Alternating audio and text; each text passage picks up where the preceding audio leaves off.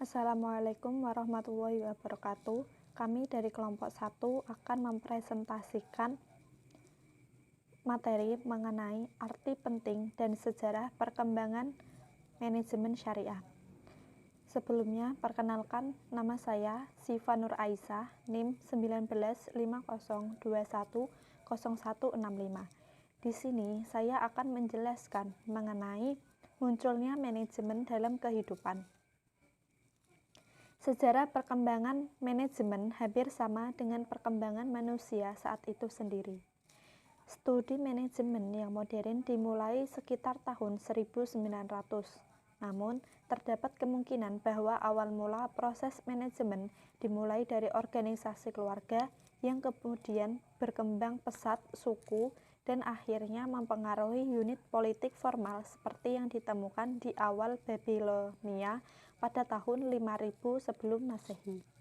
Bangsa Mesir, Cina, Yunani, dan Romawi tercatat sejarah sebagai bangsa yang melakukan kegiatan manajerial besar seperti pembangunan piramida, mengorganisasikan pemerintah, merencanakan manajer militer, mengoperasikan perusahaan perdagangan yang melintasi pelosok dunia, dan mengendalikan imperium dengan wilayah tersebar luas.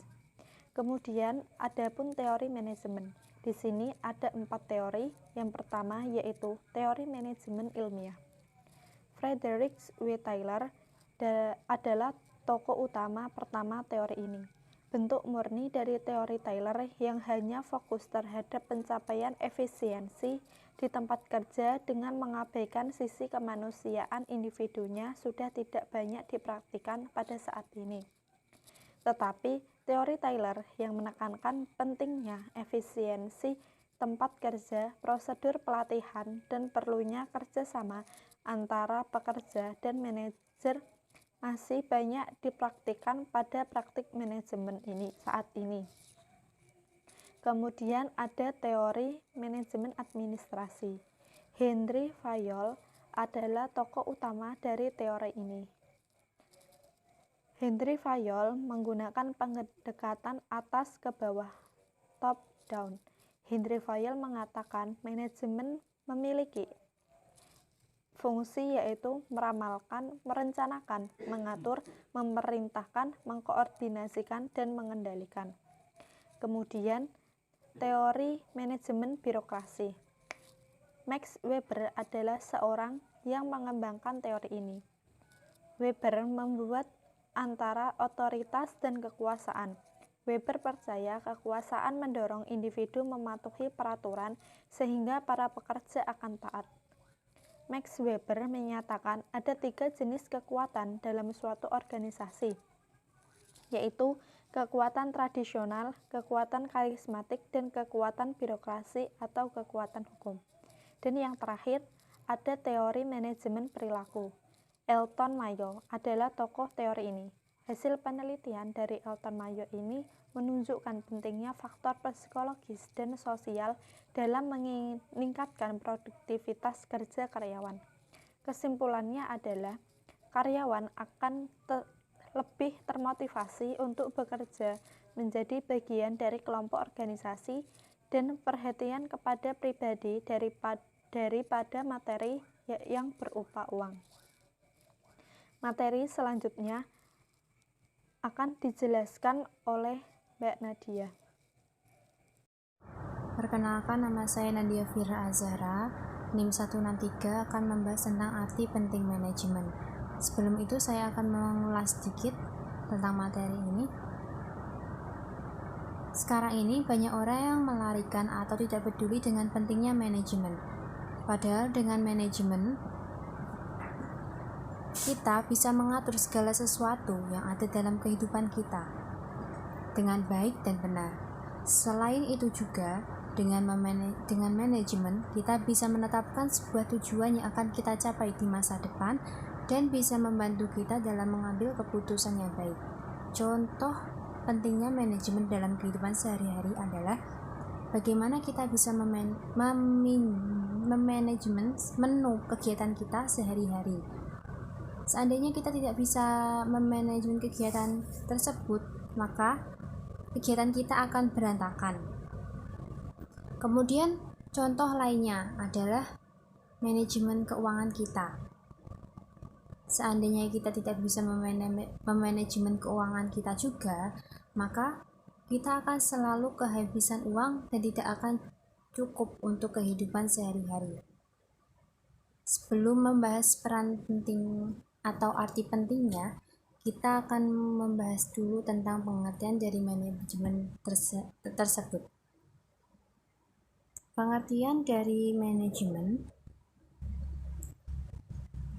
dalam konteks Islam, manajemen dalam bahasa Arab berasal dari kata idarah, artinya kantor.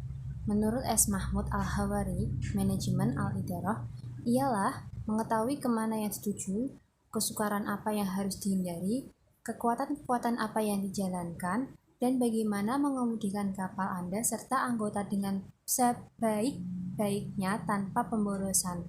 Waktu itu dalam pemborosan mengerjakannya. Jadi dari penjelasan tadi yang saya sebutkan itu memberi gambaran bahwa manajemen merupakan kegiatan, proses, dan prosedur tertentu untuk mencapai tujuan akhir secara maksimal dengan bekerja sama sesuai jobnya masing-masing. Maka kebersamaan dan tujuan akhirlah yang menjadi fokus utama. Kemudian arti penting manajemen yang pertama, untuk mencapai tujuan. Manajemen dibutuhkan untuk mencapai tujuan organisasi dan pribadi. Kemudian arti penting manajemen yang kedua yaitu untuk mencapai efisiensi dan efektivitas. Untuk mencapai efisiensi dan efektivitas, suatu kerja organisasi dapat diukur dengan banyak cara yang berbeda. Salah satu cara yang umum adalah efisiensi dan efektivitas. Efisiensi adalah kemampuan untuk menyelesaikan suatu pekerjaan dengan benar, sedangkan efektivitas merupakan kemampuan untuk memilih tujuan yang tepat atau peralatan yang tepat untuk pencapaian tujuan yang telah ditetapkan. Kemudian arti penting manajemen yang ketiga yaitu menjaga keseimbangan di antara tujuan yang saling bertentangan. Manajemen dibutuhkan untuk menjaga keseimbangan antar tujuan, saran, dan kegiatan yang saling bertentangan pada pihak-pihak yang berkepentingan dalam organisasi seperti karyawan, manajemen, pelanggan. Kita bisa memanajemen apa yang perlu dilakukan tanpa adanya rasa ingin bebas dan bisa terus menepati jadwal yang kita buat. Dan jika kita sudah terbiasa, kita akan merasakan manfaatnya. Manfaatnya yang kita rasakan antara lain, pertama kita bisa lebih menghargai waktu. Yang kedua, kita bisa mengatur keuangan dalam keseharian dengan benar. Yang ketiga, senantiasa melakukan inovasi atas kegiatan sehingga hidup kita lebih teratur. Yang keempat, dengan memanajemen segala kegiatan yang dilakukan, hasilnya akan baik. Sekian dari saya yang telah ditetapkan. Kemudian arti penting manajemen yang ketiga yaitu menjaga keseimbangan di antara tujuan yang saling bertentangan. Manajemen dibutuhkan untuk menjaga keseimbangan antar tujuan, saran, dan kegiatan yang saling bertentangan pada pihak-pihak yang berkepentingan dalam organisasi seperti karyawan, manajemen, pelanggan. Kita bisa memanajemen apa yang perlu dilakukan tanpa adanya rasa ingin bebas dan bisa terus menepati jadwal yang kita buat. Dan jika kita sudah terbiasa, kita akan merasakan manfaatnya. Manfaatnya yang kita rasakan antara lain, pertama kita bisa lebih menghargai waktu.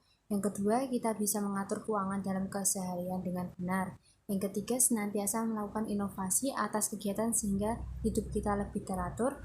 Yang keempat, dengan memanajemen segala kegiatan yang dilakukan, hasilnya akan baik. Sekian dari saya. Assalamualaikum warahmatullahi wabarakatuh. Perkenalkan, nama saya Nur Muhammad Rifli Saifulusa, NIM 172, kelas MBSE 4. Saya akan menerangkan keterangan dari nomor 3 yaitu manajemen pada zaman Nabi Adam alaihissalam. Peristiwa yang terjadi pada putra-putra Nabi Adam merupakan proses-proses manajemen Hal ini disebabkan adanya aturan-aturan yang ditetapkan dalam memilih pasangan. Hal itu dapat dilihat pada peristiwa perselisihan sampai pada pembunuhan antara Habil dan Qabil adalah karena di pihak yang tidak taat aturan. Aturannya adalah pasangan pertama AB harus menikah dengan pasangan kedua CD. Namun ketetapan itu dilanggar. Jadi peristiwa yang terjadi adalah adanya pihak yang tidak taat pada aturan, padahal aturannya sudah ada. Hal ini juga merupakan hasil manajemen yang dapat dilihat dalam Al-Quran surat Al-Maidah ayat 27. Dan seterusnya manajemen pada zaman Nabi Nuh alaihissalam. Kisah Nabi Nuh alaihissalam diabadikan dengan jelas dalam Al-Quran, bahkan hingga ada surat Nuh. Nabi Nuh melakukan yang baik dalam berdakwah. Ia berdakwah siang malam dengan cara-cara yang menyejukkan. Contoh ini termasuk manajemen meskipun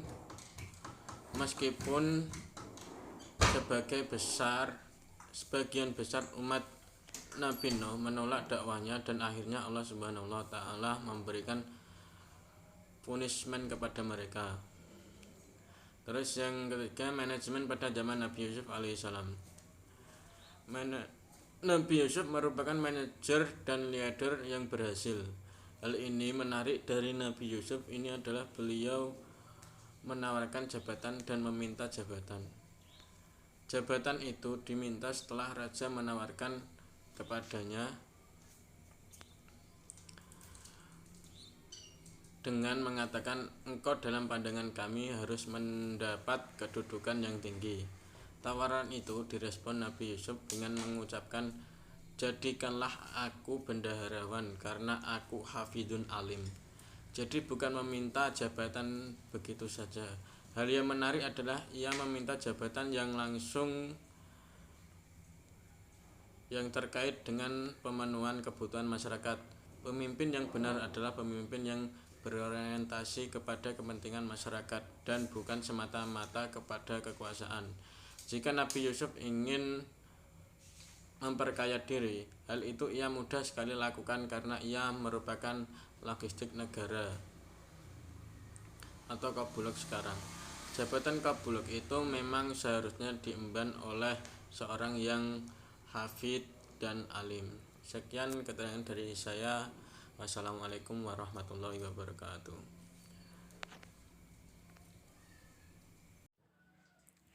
Assalamualaikum warahmatullahi wabarakatuh.